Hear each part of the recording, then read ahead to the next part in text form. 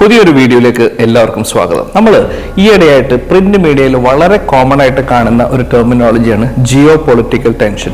എന്താണ് geo political tension?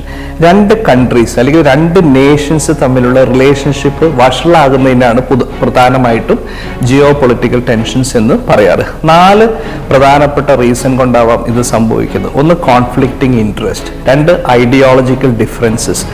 3, territorial dispute, അതായത് അതിർത്തി തർക്കം. 4, കോമ്പറ്റീഷൻ ഓൺ റിസോഴ്സസ്. നമ്മൾ എന്തുകൊണ്ടാണ് ഈ ജിയോ പൊളിറ്റിക്കൽ ടെൻഷൻസിന്റെ റെലവൻസ് മനസ്സിലാക്കേണ്ടത് വളരെ അത്യാവശ്യമാണെന്ന് പറയുന്നത്? ഇപ്പോൾ വേൾഡിന്റെ സപ്ലൈ ചെയിൻ ഇന്റർലിങ്ക്ഡ് ആണ്. നമ്മൾ ഈ സെമി കണ്ടക്ടർ ചിപ്പിന്റെ ഷോർട്ടേജ് ഉണ്ടായ സമയത്ത് കേരളത്തിൽ പോലും പല കാർ ഷോറൂമുകളിൽ ഡെലിവറി എടുക്കാനായിട്ട് മാസങ്ങളോളം കസ്റ്റമർ കാത്തു നിൽക്കുന്ന അവസ്ഥ നമ്മൾ കണ്ടതാണ്. അപ്പോൾ ലോകത്തിന്റെ സപ്ലൈ ചെയിൻ ഇന്റർലിങ്ക് ആകുമ്പോൾ ഏതൊരു രാജ്യത്ത് നടക്കുന്ന പലതരത്തിലുള്ള പ്രശ്നങ്ങളും നമ്മുടെ ഇക്കോണമിയും എഫക്റ്റ് ചെയ്യാനുള്ള സാധ്യതയുണ്ട്. നമ്മൾ പ്രധാനമായിട്ടും ITS കമ്പനിയിൽ ഒരുപാട് ആളുകളെ, ടാലൻസിനെ നമ്മൾ ഓവർസീസും ഓൺസൈറ്റ് അസൈൻമെന്റിന് അയക്കാറുണ്ട്. അപ്പോൾ ഇങ്ങനെയുള്ള ഫ്രിക്ഷൻസ് മനസ്സിലാക്കിയാൽ മാത്രമാണ് നമ്മൾ റൈറ്റ് റിസോഴ്സ് മൊബിലൈസേഷനും നമ്മുടെ എംപ്ലോയീസിൻ്റെ സെക്യൂരിറ്റി നമുക്ക് പ്രൊട്ടക്റ്റ് ചെയ്യാനായിട്ട് സാധിക്കുകയുള്ളൂ.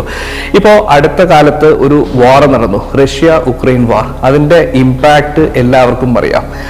നമ്മൾ ചെറുപ്പകാലങ്ങളിൽ ഹിസ്റ്ററി ക്ലാസ്സിൽ പഠിച്ചിട്ടുണ്ട്, എല്ലാ യുദ്ധത്തിൻ്റെയും എല്ലാ കോൺഫ്ലിക്റ്റിൻ്റെയും പരിസമാപ്തി ഒരിക്കലും നല്ലതായിരിക്കില്ല. എല്ലാം കഷ്ടപ്പാടുകളും ദുരിതങ്ങളും മാത്രമായിരിക്കും എല്ലാ യുദ്ധങ്ങളും നമുക്ക് സമ്മാനിക്കുന്നത്. ഇപ്പം അടുത്ത റഷ്യ-ഉക്രൈൻ വാറിന്റെ നെഗറ്റീവ് എഫക്റ്റ് നമുക്ക് എല്ലാവർക്കും അറിയുന്നതാണ്. എന്തായിരുന്നു അതിന്റെ ഏറ്റവും പ്രധാനപ്പെട്ട നെഗറ്റീവ് എഫക്റ്റ്? റഷ്യ-ഉക്രൈനാണ് പ്രധാനമായിട്ടും വീറ്റ് എക്സ്പോർട്ടേഴ്സ്, അതായത് എഡിബിൾ ഓയിലിന്റെയും എക്സ്പോർട്ടേഴ്സുമാണ് ഉക്രൈൻ. ഇത് വാർ വന്ന സമയത്ത് ഇതിന്റെ ഷോർട്ടേജ് വന്നു, പ്രൈസ് കൂടി, അല്ലേ? ഇത് ഇൻഫ്ലേഷൻ ഇതായി, അതായത് നമ്മുടെ വേജസ് കുറഞ്ഞു, പ്രൈസസ് കൂടി, നമ്മുടെ പർച്ചേസിങ് പവർ കുറഞ്ഞു, അല്ലേ? പിന്നെ പ്രധാനമായിട്ടും നമ്മുടെ എനർജി ഇലക്ട്രിസിറ്റി ക്രൈസിസ്, യൂറോപ്യൻ കൺട്രീസിലെ ഇലക്ട്രിസിറ്റിയുടെ പ്രൈസ് ഓൾമോസ്റ്റ് ഡബിളായി. ഏകദേശം 80 ലക്ഷത്തോളം ഉക്രൈനീസ് പല യൂറോപ്യൻ കൺട്രീസിലേക്കും പലായനം ചെയ്യപ്പെട്ടു, അല്ലേ? അപ്പോൾ എല്ലാത്തിൻ്റെയും എഫക്റ്റ് വളരെ ഭീകരമായിരിക്കും, നെഗറ്റീവ് ആയിരിക്കും. നമ്മൾ എന്തുകൊണ്ടാണ് ഇത് പറയുന്നത്? പശ്ചിമേഷ്യയിൽ ഇറാനും ഇസ്രയേലും തമ്മിൽ ഒരു ടെൻഷൻ നിലനിൽക്കുകയാണ്. ഇപ്പോഴുള്ള ന്യൂസ് പ്രകാരം അത് ഒരു രീതിയിൽ എസ്കലേറ്റ് ചെയ്യപ്പെടില്ല എങ്കിലും ഇത് ഇൻ കേസ് എങ്ങനെയെങ്കിലും എസ്കലേറ്റ് ചെയ്ത് കഴിഞ്ഞാൽ ഇന്ത്യൻ ഇക്കോണമിയെ പല രീതിയിലും ഇത് ബാധിക്കും. എങ്ങനെയാണ് ഇത് ഇമ്പാക്ട് ചെയ്യുന്നത് നമുക്കൊന്ന് പരിശോധിക്കാം. ഏറ്റവും പ്രധാനപ്പെട്ട നമ്മുടെ ഫിനാൻഷ്യൽ മാർക്കറ്റ്, സ്റ്റോക്ക് മാർക്കറ്റിൽ 2 തരത്തിലുള്ള ഇൻവെസ്റ്റ്മെന്റ് ആണ് പ്രധാനമായിട്ടും വരിക. ഒന്ന് ഫോറിൻ ഇൻവെസ്റ്റേഴ്സ്, FIIs. 2, നമ്മുടെ ഡൊമസ്റ്റിക് ഇൻവെസ്റ്റേഴ്സ്.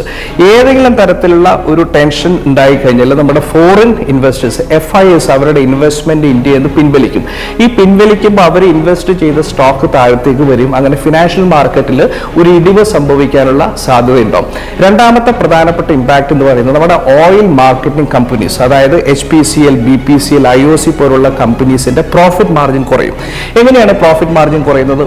ഇൻ കേസ് ഒരു വാർ സമാനമായ സിറ്റുവേഷൻ ഉണ്ടായി കഴിഞ്ഞാൽ ക്രൂഡിന്റെ പ്രൈസ് കൂടും. ക്രൂഡിന്റെ പ്രൈസ് ബാരലിൽ $100 കൂടുതലായി കഴിഞ്ഞാൽ അത് ഇമ്പോർട്ട് ചെയ്യാനുള്ള കോസ്റ്റ് നമുക്ക് കൂടും. അങ്ങനെ നമ്മുടെ പ്രോഫിറ്റ് മാർജിൻ എഫക്ട് ചെയ്യും. പിന്നെ നമ്മുടെ 2 പ്രധാനപ്പെട്ട ഇൻഡസ്ട്രി ഇത് ഇഫക്ട് ചെയ്തത് നമ്മുടെ പെയിന്റ് ഇൻഡസ്ട്രിയും ടയർ ഇൻഡസ്ട്രിയും. ഈ 2 ഇൻഡസ്ട്രിയുടെയും പ്രധാന ഇൻഗ്രീഡിയന്റ് പറയുന്നത് ക്രൂഡിന്റെ ഡെറിവേറ്റീവ് ആണ്. അതിന്റെ പ്രൈസ് കൂടിക്കഴിഞ്ഞാൽ ഈ സെയിം ഇമ്പാക്ട് ഇവിടെയും ഇമ്പാക്ട് ചെയ്യും. പിന്നെ ഇത് ഇൻഫ്ലേഷന് സമാനമായിട്ടുള്ളൊരു സിറ്റുവേഷൻ എഫക്ട് ചെയ്യും. പിന്നെ 2 ഇന്ത്യൻ കമ്പനീസിനെയും ഇത് ഇമ്പാക്ട് ചെയ്യും. ഇൻ കേസ് ഒരു വാറിന് സമാനമായ സിറ്റുവേഷൻ ഉണ്ടായിക്കഴിഞ്ഞാൽ നമുക്ക് എല്ലാവർക്കും അറിയാം, ഇവിടെ ഇന്ത്യയുടെ അദാനി ഗ്രൂപ്പ് നോർത്ത് ഇസ്രായേലിൽ ഒരു പോർട്ട് ഓൺ ചെയ്തിട്ടുണ്ട്. ഏകദേശം 75,000 കോടിക്ക് അത് ഓൺ ചെയ്തിട്ടുണ്ട്. എന്തെങ്കിലും ഒരു ഇഷ്യൂ ഉണ്ടായിക്കഴിഞ്ഞാൽ ഒരു സ്ട്രാറ്റജിക് ലൊക്കേഷൻ ആയിരിക്കും എപ്പോഴും രാജ്യങ്ങളെ ആക്രമിക്കാൻ ട്രൈ ചെയ്യുക. പിന്നെ നമ്മുടെ സൺ ഫാർമയുടെ പ്രധാനമായിട്ടുള്ള സബ്സിഡി കമ്പനിയും ഒരു ഇസ്രായേൽ ബേസ്ഡ് കമ്പനീസാണ്. അപ്പോൾ നമ്മൾ പറഞ്ഞു വരുന്ന ഒരു പോയിന്റ് എന്ന് പറഞ്ഞാൽ ഈ ജിയോ പൊളിറ്റിക്കൽ ടെൻഷൻ, ഈ മാക്രോ ഇക്കണോമിക് ഫാക്ടേഴ്സ് എല്ലാം നമ്മൾ എംപ്ലോയീസ് ആയാലും ബിസിനസ്മെൻ ആയാലും പ്രൊഫഷണൽ ആയാലും വളരെ കീനായിട്ട് അറിയണം. കാരണം നമുക്ക് ഒരുപാട് പോളിസി ഡിസിഷൻ, ബിസിനസ്സിൽ ചേഞ്ചസ് എല്ലാം നമുക്ക് ടാക്ടിക്കൽ മെഷേഴ്സ് ചെയ്യാനായിട്ട് ഈ സംഭവ വികാസങ്ങളെ കുറിച്ചുള്ള ഇൻഫർമേഷൻ നമ്മളെ എപ്പോഴും ഹെൽപ്പ് ചെയ്യും. Thank you very much for watching this video.